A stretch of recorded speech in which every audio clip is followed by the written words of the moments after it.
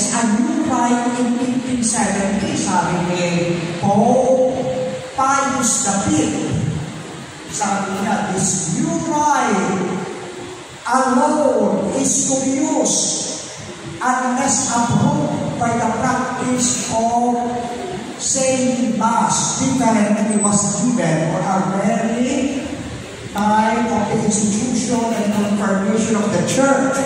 Sabihin, dinidictate niya na itong bagong ritual, yung TNM, noong 1570, ang gagamitin mula ngayon ng buong simbahan. Tingnan lang sa mga lumang ritual na inakumahan ng simbahan. So ang message doon, dapat aprobado ng simbahan ng desisyon. Okay?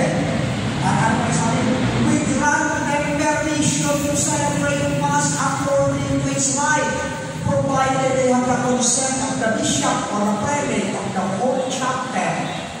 So may mga ritual na mas matanda pa sa TNM. Ano yun? Kanaya ng Ambrosian Rite, Byzantine Rite, mga ganyan. Coptic Rite, mga ganon. Lahat yan aprobado ng simbahan.